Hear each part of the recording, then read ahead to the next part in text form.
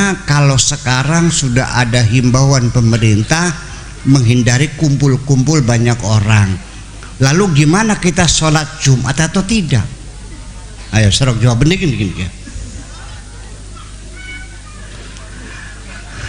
Ayo jawab. Nih. Atau kita 5 waktu sholatnya berjamaah atau pre dulu. Iya. Atau kita gagasan kalau begitu kita bikin sholat berjamaah online. Ini kan ada terobosan-terobosan. Iya, jadi artinya coba mikir yang produktif lah. Jangan mengharam-haramkan rokok yang nggak ada artinya. Ini penting nih. Nah, saya menduga karena umat Islam ini satu, namanya sholat 5 waktu itu kewajiban yang tidak boleh ditinggal. Inna sholata kanat 'alal mu'minina kitaban mauquta.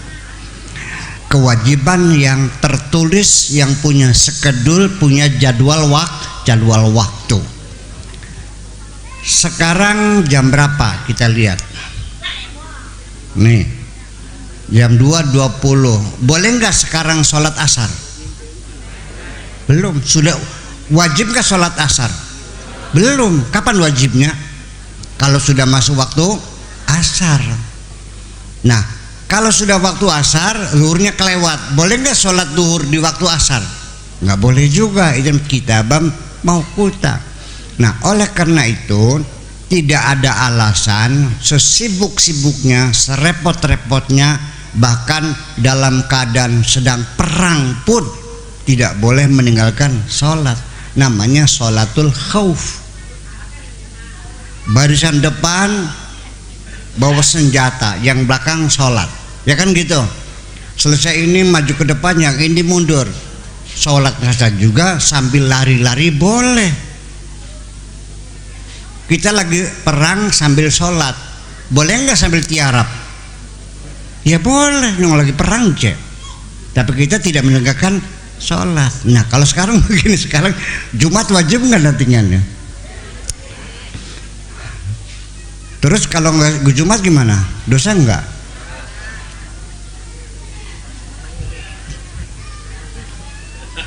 Jadi salat Jumat aja. Kena virus corona biar nggak apa-apa. Begini, kita bisa saja sholat berjamaah. Satu contoh, nggak mesti harus di dalam masjid, boleh di luar bangunan masjid. Ini persyaratan nih. Kita berdirinya tidak boleh lebih maju dari imam, harus di belakang imam. Oke. Kalau kita di belakang juga kita harus bisa melihat imam. Imam ruku kelihatan, imam sujud kelihatan. Jadi gimana? Syaratnya pintunya dibuka. Allahu Akbar kelihatan. Nah sekarang tiba-tiba lagi sholat, angin kencang, pintunya tertutup, jebret tutup. Imam berkedeleng, sabli sholatnya. Ya batal karena nggak datang lagi. Nah sekarang kan ada HP dipasang gitu, ya kan gitu. Allahu Akbar, lihat gitu, pasang HP-nya di depan gitu. Ini perlu diijtihadi. Sementara saya daripada kena corona, ya masih mending sholat online. Boleh diperdebatkan ya, boleh diperdebatkan. Nah ini MUI, silakan di sini bahsul masail bagaimana hukumnya sholat online. Nah, seperti itu. Jadi nanti yang menjadi masalah bagi kita semuanya ini, yang penting apa kesehatan dulu, apa sholat dulu. Saya kasih contoh. Sampean habis panen, terus padi sudah dimasukkan karung, ditumpuk, sholat duhur. Tiba-tiba padi itu ada yang ngambil, maling. Ngejar maling apa nerusin sholat? ngejar maling dulu. Tuh, iya kan? Lah, ngejar maling dulu. Kalau sholat selesai ya keburu jauh hilang nantinya. Nah, cuman caranya ketika kita menghentikan sholat, membatalkan sholat, jangan langsung maling, jangan begitu. Jadi kita salam dulu. Ghairil maghdubi alaihim waladdallin. Kerak maling datang. Assalamualaikum, baru kejar. Jadi membatalkannya itu dengan salam. Makanya wa muhtatamatun bit taslim. Itu sopan santunnya kita membatalkan sholat. Gedak maling yang mencuri gabah kita, caranya salam dulu. Oke. Sekarang kita lagi sholat, ada anak kecil kecemplung sumur. Diterusin sholatnya kan nulung anak dulu, apalagi nyawa, betul nggak? Jadi nyawa, kesehatan, apalagi berarti mending sholatnya online atau berjamaah di masjid.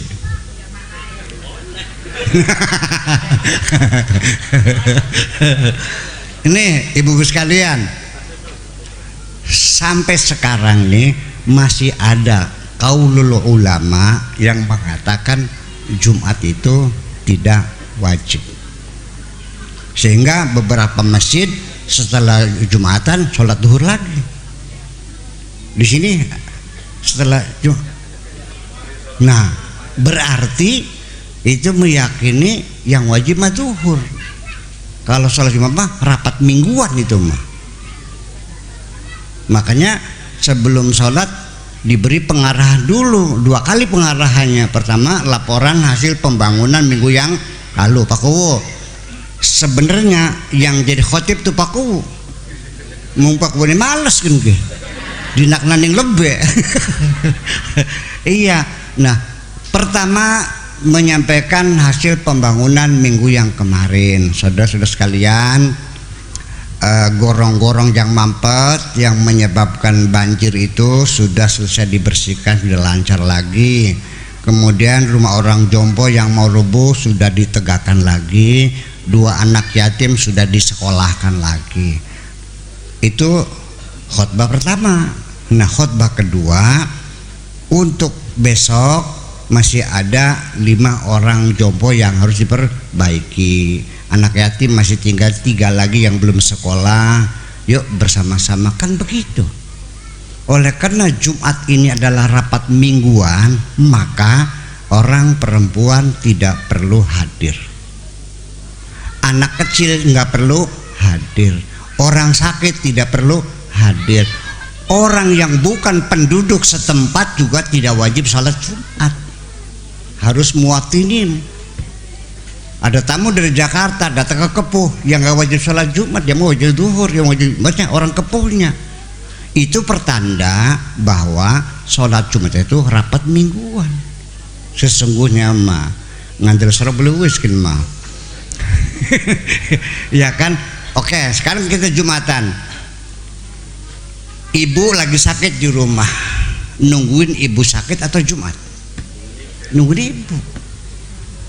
Nah, itulah makanya saya kira kalau diisi dari bareng-bareng ya, saya kira mesti ada solusi. Daripada tidak sholat Jumat, ya mesti mending sholat online. Barangkali saya tidak memutuskan, ini baru berwacana saja, demi keselamatan kita, atau kita sholat duhur saja, jadi diliburkan. Termasuk juga haji juga bisa terjadi diliburkan juga, umrah ditutup. Dulu Ka'bah itu pernah digempur oleh tentaranya Yazid bin Muawiyah ya, oleh Yusuf al-Hajjaj, gara-gara karena Abdullah bin Abbas, Abdullah bin Zubair itu gerakan separatisme, memisahkan diri dari kerajaan Umayyah di Syam, bikin negara sendiri di Mekah dan Madinah, negara Hijaz. Diserang dan Ka'bah itu dihancurkan semuanya, diratakan dengan tanah. Kemudian batu hitamnya harusnya dicuri orang 23 tahun libur tidak ada haji. Haji libur loh. Itu pertama. Yang kedua, waktu perang dunia kedua juga diliburkan. Paham nggak? Nah sekarang corona, bisa nggak Jumat diliburkan dulu? Dua kali Jumat aja kan 14 hari. Oke, itu kemungkinan bisa diijtihadi. Jangan sampai nanti masyarakat sholat Jumat tapi hatinya ketar corona kan jahat, corona kan jahat. Apalagi selesai sholat salam-salaman. Ya, Rabbana atina fid dunya hasanah, salam-salam semua kan menjadi ketar-ketir.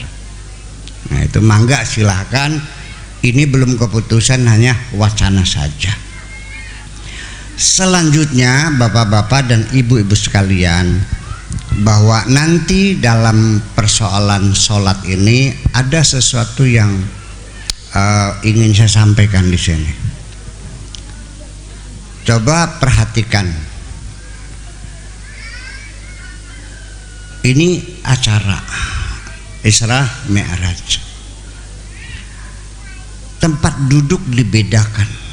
Yang kursinya empuk pasti penggeden.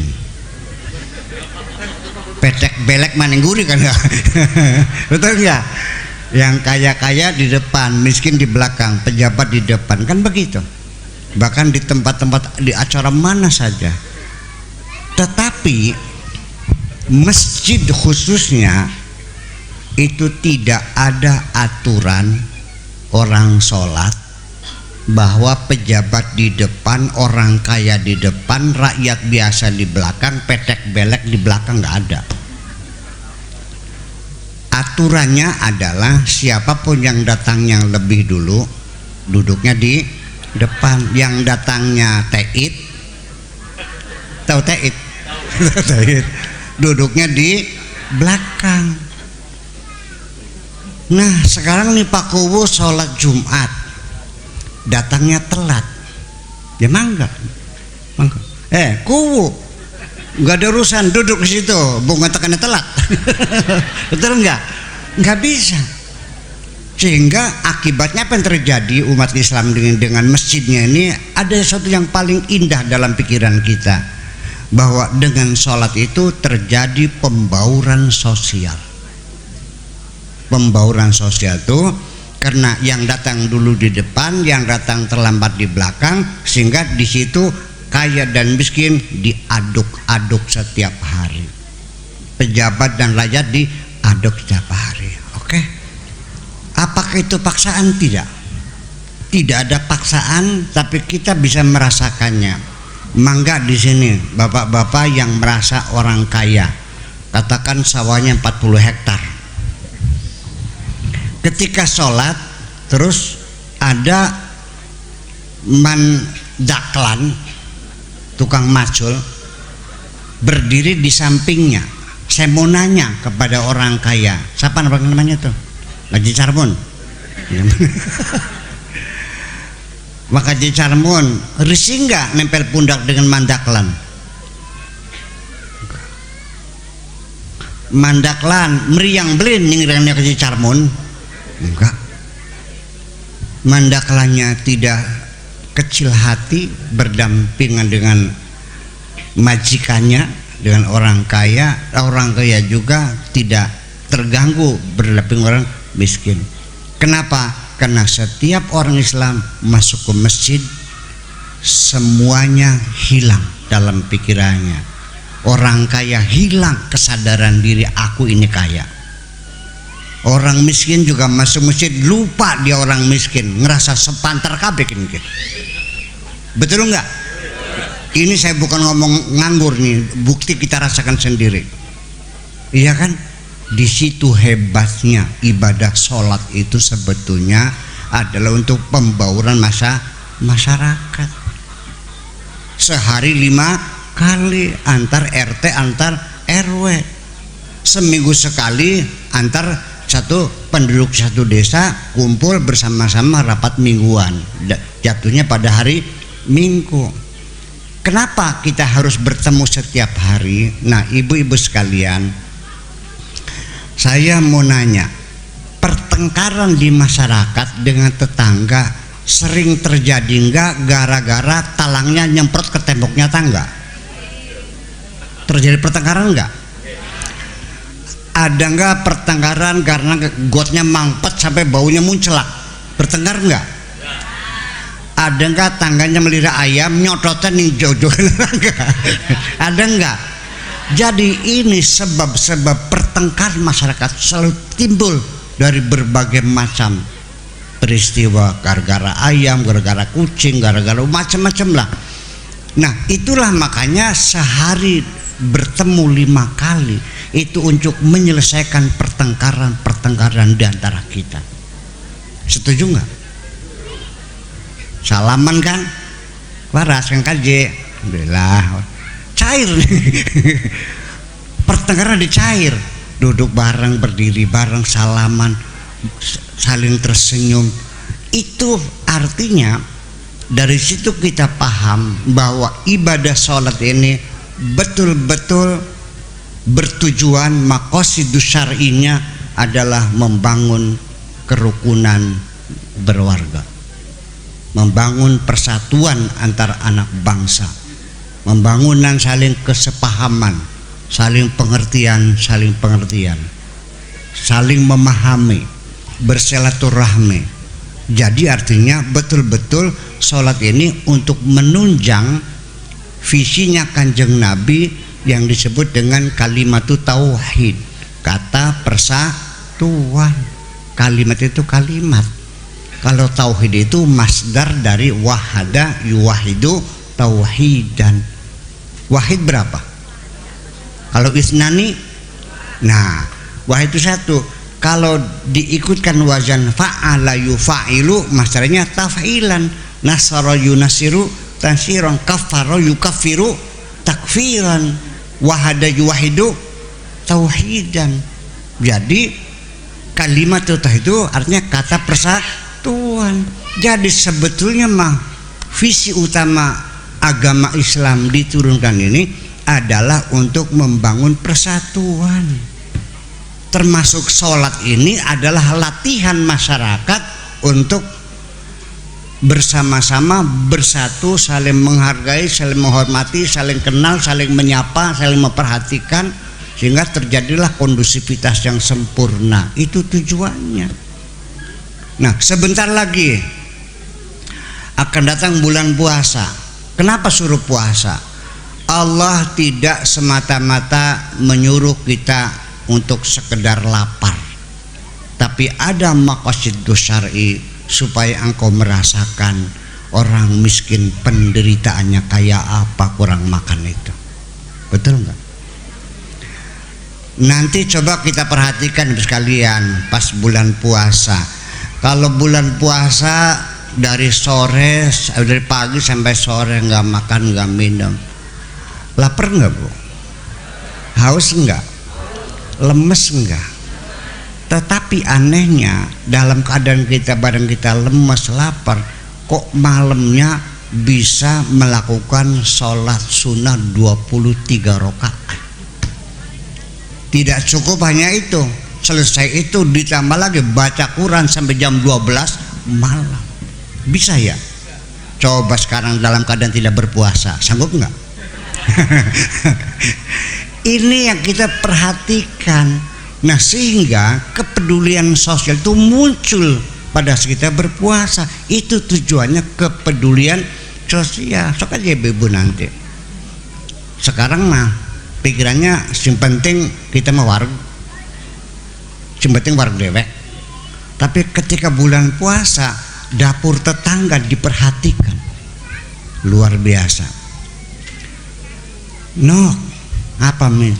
Itu tetangga kita kok dari pagi nggak ada asapnya.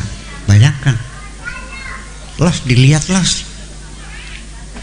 jam 4 sore nggak ada asapnya. Anaknya sudah ngeliat, kucuk sana. Balik lagi, apa di mana nok? Katanya mah nggak punya beras.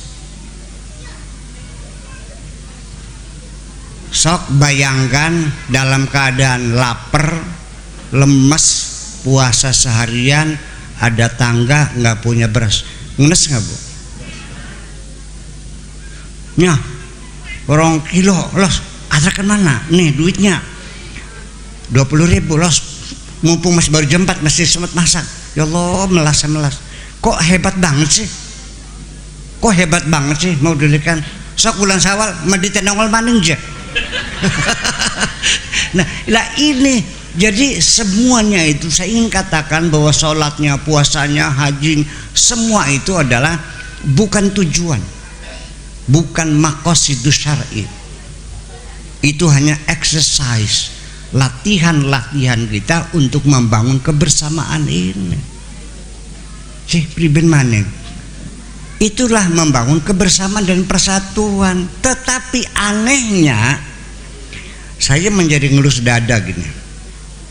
Orang Islam tuh gimana sih ya? Yang disuruh sholat itu tujuannya untuk bersatu.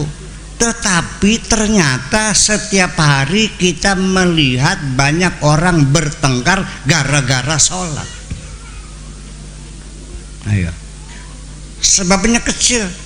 Hanya karena gara-gara imamnya waktu Fatihah tidak baca basmalah, niru gaya Saudi, niru gaya di Mekah, langsung alhamdulillah robbil tanpa basmalah lagi. Wah, wahabik nih. Langsung bubar, bikin musola lagi. Bayangkan. Ada lagi gara-gara kunut. Sampai saya juga pernah lagi sholat ditepak pundaknya. Pulang dari ngaji di Purwakarta, langit sudah mulai terang, belum sholat subuh, ada masjid langsung mampir sholat subuh. Lagi Allahumma hadini fiman hadait, pak bid'ah. Jolo logdok temen sih ragu siapa. Saya percepat sholatnya tak berdep sih. Begitu assalamualaikum, dia mendahului marah-marah kepada saya. Disuruh siapa? Saudara kunutan. Ini masjid nggak ada kunutnya. Maksudnya gimana? Itu kan bid'ah. Maksudnya gimana? Nabi itu nggak pernah kunutan. Itu kan bid'ah. Bukan, ente ketemunya kapan? Jare, itu kan lo udah bikin gitu. Padahal semua perbedaan sholat itu adalah sah karena kita sama-sama tidak tahu Nabi sholatnya kayak apa. Sok, ayo saya nanya, Nabi waktu nuding nih digoyang-goyang apa lurus saja? Nabi sholatnya sedekap atau selonjor? Nggak tahu kan? Nabi sholatnya waktu baca Fatihah ada basmalahnya nggak tahu kan? Oleh karena sama-sama tidak tahu, maka para ulama berijtihad masing-masing, hasilnya berbeda. Dikongsi apa tukaran? Nah ini kan jadi persoalan. Nanti tarawih juga sama. Yang 20 misa, yang 8 misa. Nah, imamnya 2.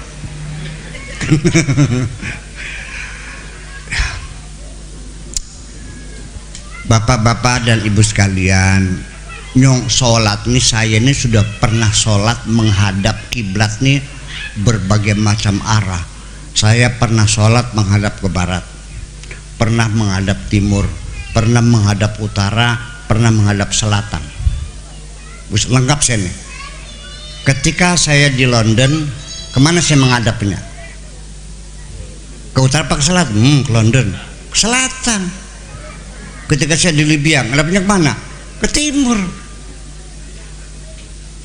Dan ternyata di sana saya melihat orang sholat bermacam-macam. Ada yang sholat nggak baca Fatihah lagi kok. Allahu Akbar langsung baca surat yang paling gampang. Inna a'tainakal kautsar fasholli li rabbika wanhar. Inna syani'aka huwal abtar. Allahu Akbar. Dalilnya ada nggak? Ada. Wa idza qumtum ila sholati faqra'u ma tayassara minal Quran. Kalau kamu sholat, bacalah ayat yang paling gampang dalam Al-Quran. Yang gampang apa? Ya qulu qara al-kautsar.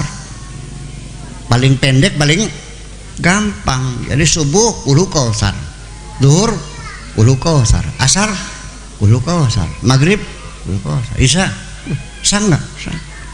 Kita mazhabnya Syafi'i, harus baca Fatihah. La Fatihah la salata liman la fatihatalah. Tidak ada salatnya bagi orang yang tidak baca Fatihah. Artinya salatnya tidak sah kalau kita tidak baca Fatihah. Imam Maliki waktu baca Fatihah tanpa basmalah karena dianggapnya Bismillahirrahmanirrahim bukan bagian Al-Fatihah. Imam Syafi'i mengatakan Bismillahirrahmanirrahim adalah bagian surat Al-Fatihah. Nah, Imam Ahmad bin Hambal baca basmalahnya pelan-pelan, Bismillahirrahmanirrahim, Alhamdulillahirabbil alamin, baca basmalah tapi pelan-pelan. Nah, yang benar mana? Yang benar mana? Udah jangan ngotot. Udah. Jadi gini, saya minta ke depan mah, yuk kita sholat, kita kembalikan lagi sesuai dengan tujuan semula, yaitu membangun persatuan. Jangan kau kotori sholat ini menjadi sumber perpecahan. Setuju? Nah gitu wes. Lalu gimana? Imamnya kunut, makmumnya tidak. Ya sudah begini, silakan imam kunutan, makmum yang tidak kunut nggak usah bilang amin. Gus kare mingkem bekam. Boleh kan? Nah, yang jadi imam tidak kunutan, makmumnya kunutan. Mohon dengan segala hormat jangan terburu-buru sujud ya. Tetapi berilah kesempatan barang 1 menit saja kepada makmum supaya baca. Kan bisa. Bisa enggak? Bisa. Ini sama dengan suami istri yang latar belakang budaya berbeda, seleranya berbeda. Orang Kepu doyannya asin, suaminya orang Sarang doyannya manis. Masa bertengkar? Masa tiap hari bertengkar tentang masakan? Akhirnya suaminya nggak mau makan di rumah. Asin sih. Masya Allah, nok kin masakan kayak korong kabeh kepriben gini. Iya kan, asin sih. Akhirnya menunggu lengahnya istri ditambah gula. Kata istrinya, Masya Allah, kini kolak kabeh temen gini. Akhirnya tiap hari bertengkar, ngadang lenger. Ya jangan begitulah. Ya sudah, sekarang yuk kita sepakati masaknya standar normal saja, manis tidak, asin pun tidak, bisa kan? Nah, di sampingnya pasang mangkok gula, mangkok garam. Yang seneng asin nambah dewek, yang seneng asin nambah gula dewek, kan bisa makan bareng, kan bisa begitu. Nah, coba kita formasikan sholat ke depan, kira-kira jangan menimbulkan pertengkaran. Iya kan? Jadi lucu, nyung suruh bersatu aja malah bertengkar. Nah, lalu pertanyaan saya berikutnya, kenapa sholat berbeda satu dengan yang lain seluruh dunia? Kenapa berbeda? Ini jawabannya pasti karena Nabi tidak pernah menyeragamkan sholat. Nabi kita tidak pernah memberikan latihan bersama dan tidak pernah mengadakan penataran sholat. Di sini Pak Kuwu, anak-anak kita dilatih paskibra. Sama gak seluruh Indonesia? Sama. Hormat bendera, gerak. Ini nempelnya di alis ujung apa di alis depan atau di hidung? Ada aturannya di sini. Begini enggak, begini sekian derajat. Coba, kan begitu. Kepalanya dulu enggak tegak, enggak atau tidak, juga tidak. Kan ada. Maju jalan, gerak. Sama tentara kita berbarisnya pasti sama. Kenapa sholat tidak kayak tentara berbaris? Ya karena Nabi tidak pernah mengadakan latihan bersama. Pertanyaan berikutnya, kenapa tidak diseragamkan, sengaja dibiarkan berbeda? Pertanyaan berikutnya, kenapa dibiarkan berbeda? Supaya sholat bisa dilakukan oleh siapapun dan dimanapun, fleksibel jadinya. Kalau seragam, nanti pasti akan terjadi orang tidak bisa melakukan sholat. Dikasih enak nggak nurut, gimana lagi? Paham Bang? Dikasih kelonggaran kok jadi pertengkaran. Ini aneh. Tolong jangan pernah ketika ada orang berbeda Anda nggak usah marah dong. Ini berbeda marah. Sampai Bahsul Masail, para ulama, saya memimpin Bahsul Masail, menjawab pertanyaan umat. Masing-masing kita membuka kitab untuk mencari pendapat yang paling kuat. Ketika berbeda pendapat, bertengkar juga. Ini orang Islam punya watak yang aneh nih. Kalau ada orang berbeda langsung marah, kafir, bid'ah, murtad, musyrik, sipriben maning. Sudah gini aja lah. Yang Mu'tazilah los, Syiah mangga, Wahabi pujarengkono, Ahlussunnah mangga. Nanti yang benar siapa? Tunggu saatnya. Siapa yang benar, siapa yang selamat, engkau bakal pada modar kabeh. Kapan? Di hari kiamat. Innallaha yafsilu bainahum yaumal qiyamah. Oh jelas, Allah yang akan menentukan. Nah, oleh karena kita sekarang masih belum bisa memastikan bakal selamat atau tidak, makanya ke depan yuk kita rendahkan hati kita.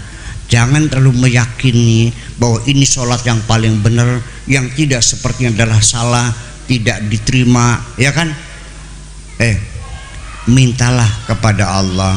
Begitu assalamualaikum, rendahkan hatimu, Rabbana taqabbal minna sholatan, ya Allah nyuwun ditampi. Itu yang indah, bukan bid'ah, kafir, ilmu singdi makanan ke.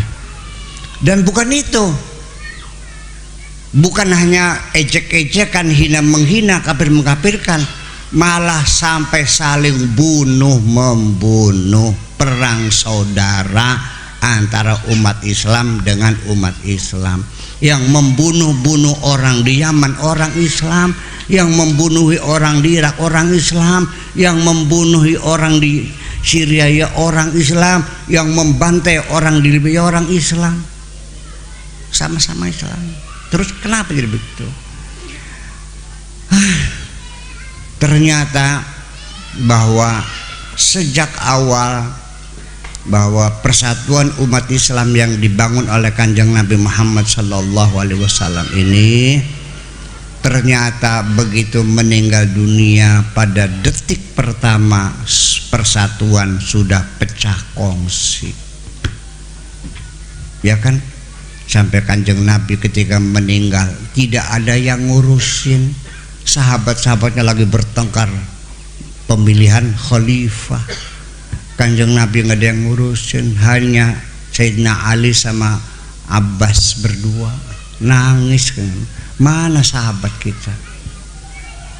Bapak ngenes nggak kalau saya mati, santri saya bertengkar sampai saya nggak dikubur-kubur saya? Ngenes nggak? Ngenes kok, saya ngenes.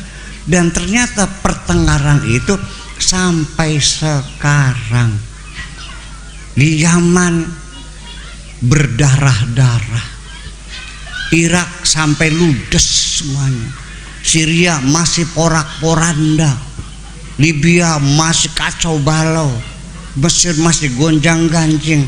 Ternyata umat Islam yang paling damai di dunia adalah umat Islam di negeri kita ini, di Indonesia. Mau nembet tekang wadanan, tapi cuma hati-hati bisa berekselerasi ke wadan-wadan itu salawat-salawatan. Terus Rasulullah pentungan, terus pentungan bacok, tulis tembakan. Makanya sebelum itu meningkat, cobalah kita mulai belajar menguasai diri kita, hindarilah pertengkaran.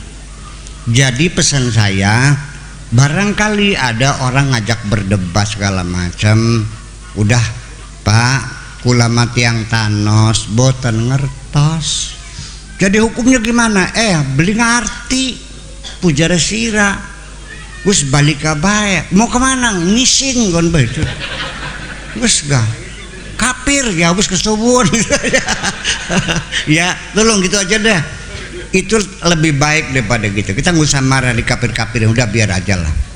Ya, sekalipun saya belum pernah ada yang mengkapirkan, belum saya. Menghalalkan darah juga belum saya, insyaallah. Karena saya tidak pernah menyalahkan siapapun, tidak pernah menyebut nama orang dan tidak pernah menyalahkan siapapun. Itu saja persoalannya. Jadi yuk dengan peringatan Isra Miraj ini, yuk kita kembalikan fungsi sholat sebagai alat pemersatu kita.